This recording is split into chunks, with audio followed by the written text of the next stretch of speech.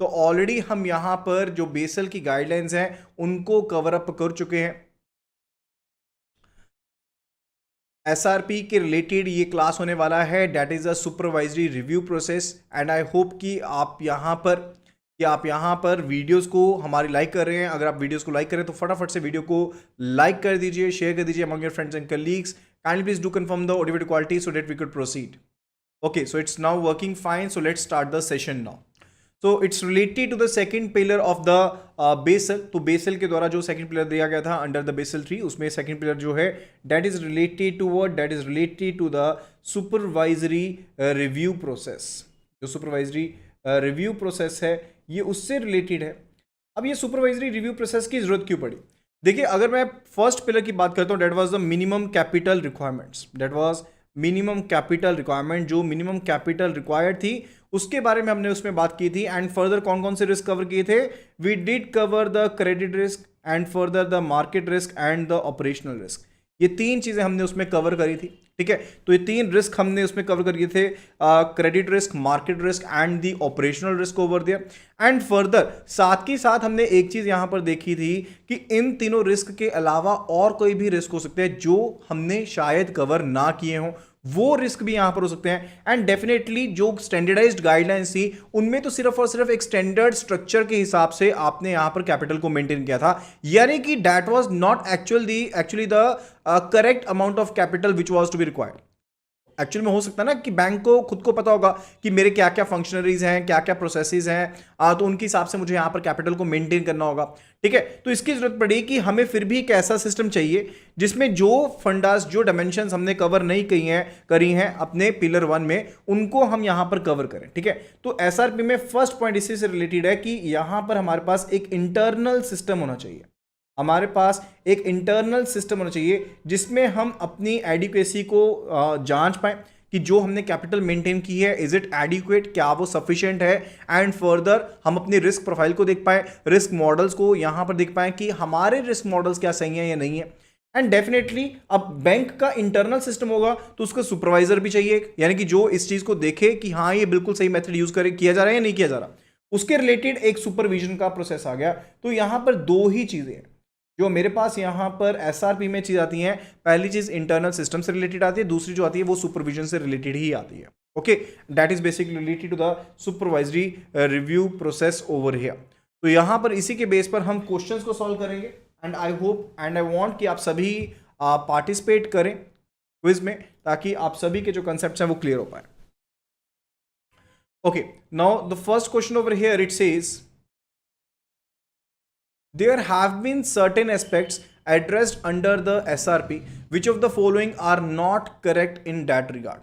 तो SRP में कई एस्पेक्ट्स हैं जिनको यहां पर एड्रेस किया गया है, तो उस रिगार्ड में कौन से ऑप्शन करेक्ट नहीं है, we need to answer accordingly over here. So it says supervisory review and evaluation process to capture risks which are not fully captured for the factors external to the bank और none of the above. So which of the following would be the right answer in this particular regard. तो there have been certain aspects जिनको यहां पर address किया गया है SRP में, and हमने बताना कि इस रिगार्ड में कौन सी ऑप्शन सही नहीं है। We need to answer which of the following is not mentioned correctly over here. Which of the following is not mentioned correctly over here. तो डेफिनेटली पहली जो चीज है दैट इज रिलेटेड टू जो supervisory review and evaluation process है, that is SREP. वो क्या कहलाता है? That is SREP, supervisory review and evaluation process, that is SREP. Second, it is related to capture risk, जो हमने कैप्चर नहीं किए थे वो ऑलरेडी मैंने आपको बताया, वो भी सही है। And further for the factors external to the bank, for the factors external to the bank, यानी कि जो भी फैक्टर्स बैंक के लिए एक्सटर्नल है, जो इंटरनल नहीं है, उनको भी तो कैप्चर करना है ना, उनसे रिलेटेड अगर कोई रिस्क है उनको भी कैप्चर करेंगे। तो यहाँ पर तीनों ही ऑप्शन यहाँ पर करेक्ट है। सो यहाँ पर आंसर क्या होगा? It will be none of the above. Option D over here would be the right answer in that regard. And सबसे पहले जो आंसर पोस्ट किया गया है that has been posted by colonel Sukhdev over here. Now let's move to the next question. Question number 2 it is, question number 2 it is, it says which of the following risks are not covered under the pillar 1 of Basel 3। कौन से ऐसे risk हैं जो कि pillar 1 of Basel 3 में covered नहीं है? Market risk, liquidity risk, reputational risk, credit risk, settlement risk. हमने वो बताना है कि पिलर 1 में कौन से रिस्क कवर्ड नहीं है, उनके बारे में हमने बताना है। ओके, तो हमारे पास यहाँ पर market risk, liquidity risk, reputational risk, credit risk and settlement risk option दी गई है। We need to answer accordingly कौन से जो रिस्क हैं वो पिलर 1 में कवर्ड नहीं है। तो पिलर 1 में तो देखिए 3 ही रिस्क कवर्ड थे, कौन कौन से? It was the market risk, operational risk and the credit risk which were covered over there. ठीक है, ना तो उसमें लिक्विडिटी रिस्क कवर्ड था, ना ही उसमें मेरे पास रेपुटेशनल रिस्क कवर्ड था, ना ही उसमें मेरे पास सेटलमेंट रिस्क कवर्ड था, ना ही उसमें सेटलमेंट रिस्क कवर्ड था। मार्केट रिस्क कवर था बेसल 3 में, पिलर 1 में, that is covered. Liquidity risk था, not covered. Reputational risk cover था, not covered. Credit risk covered है, सेटलमेंट रिस्क कवर्ड था, not covered over there. So 2, 3 and 5, so 2, 3 and 5 basically are not covered in that regard. So option D, question number 2 would be the right answer. Question number 2, option D would be the right answer in that regard. I hope that you must have understood the concept. देखिए pillar 1 में 3 ही चीजें, 3 ही risk cover थे। If you remember CRAR कैसे calculate करते थे? How did we use to calculate CRAR, that is capital risk weight asset ratio, या जिसको हम कैपिटल एडिक्वेसी रेशियो कहते हैं। किस तरह से कैलकुलेट करते थे? What was the formula related to it? It was related to जो भी मेरे पास यहाँ पर कैपिटल मैंने मेंटेन की है in the form of tier 1 tier 2, ठीक है, वो कैपिटल आ जाएगी divided by the total risk weight assets, divided by the total risk weight assets. ये टोटल रिस्क वेट एसेट्स कौन से रिस्क के होते थे? These are covering only 3 risk, ठीक है, credit risk, market risk and साथ के साथ ऑपरेशनल रिस्क। ये 3 ही रिस्क कवर होते थे, ठीक है। तो यहां पर यही इसके हिसाब से हमारा आंसर पोस्ट होगा, इसी के हिसाब से हमारा आंसर यहां पर रहेगा। So option D would be the right answer. Okay, now let's move to the question number 3 over here. It says which of the following risks are required to be covered as per the supervisory review process pillar 2। अब pillar 2 के हिसाब से कौन से risk को हमें यहां पर कवर करना रहता है? तो let's have a look at it. It says weakness in the credit risk mitigants, residual risks of securitisation, credit concentration risk, underestimation of credit risk under the standardized approach over there. So which of the following risks are required to be covered as per the supervisory review process? So I just given an idea कि supervisory review process के हिसाब से मुझे यहाँ पर सभी risk वो cover करने हैं जो यहाँ पर पिलर 1 में मेरे पास कवर नहीं थे। And further banks are to basically develop a model जो कि उनके बोर्ड ऑफ डायरेक्टर्स के द्वारा अप्रूव होना चाहिए। And further the supervisor, the regulator would be looking it it that whether all the other aspects related to covering all the risk or risk profile of the bank have been covered or not. Okay, so that was the main funda that is to be covered under the pillar 2 of the Basel 3। तो यहां पर जो weakness है credit risk मिटिगेंट में, credit risk मिटिगेंट कौन सा होता है? जैसे डेरिवेटिव्स हैं, सीडीएस हैं, वो क्रेडिट रिस्क मिटिगेंट्स हैं, ठीक है। चाहे वो डिफॉल्ट स्वैप है, चाहे वो आपके पास सीएलएन है, वो सभी बेसिकली क्या क्रेडिट रिस्क मिटिगेंट्स हैं जिनके थ्रू आप यहां पर क्रेडिट रिस्क को खत्म करना चाहते हैं, उसको रिड्यूस करना चाहते हैं। Second, it is related to residual risk of securitisation.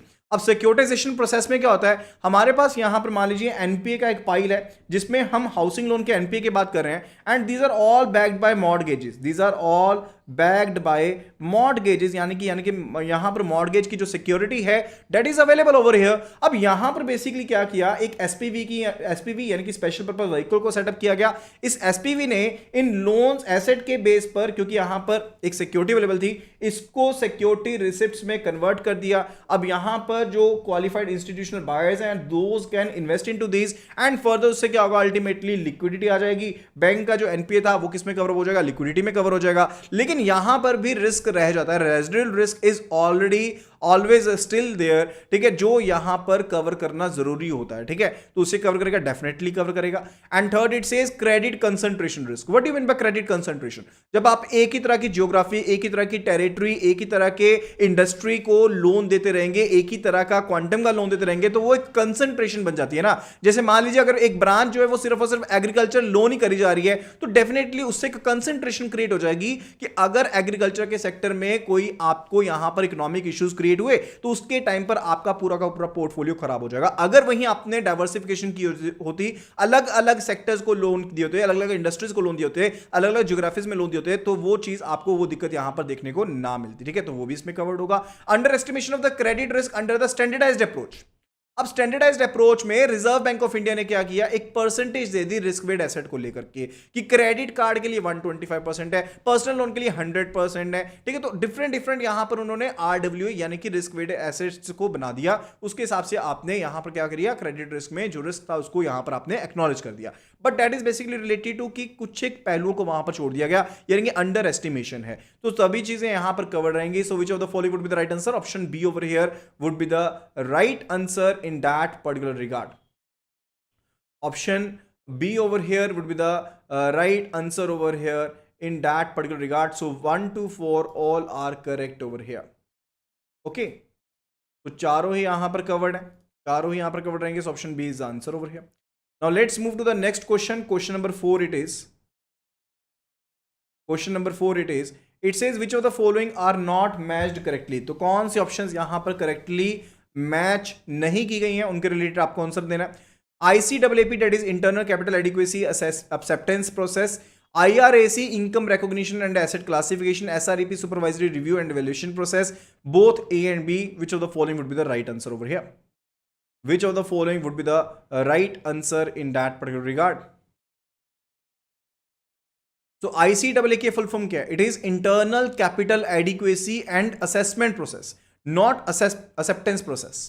It is internal capital adequacy and assessment process. यानी कि आपके पास कितनी कैपिटल है उसकी एडिक्वेसी को चेक करना, उसको असेस करना, उसके रिलेटेड जो डॉक्यूमेंट रहता है दैट इज ICAAP। तो ये यहां पर गलत है।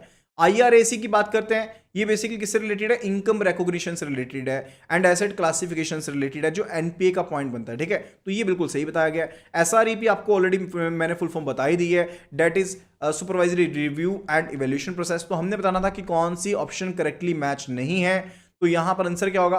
विच one would be the answer over here? It would be option A. Option A would be the answer and colonel Sukhdev has answered over here at the earliest. That is option A is the right one over here in this particular regard. ठीक है, तो option A जो है that is basically mentioned to be correct over here.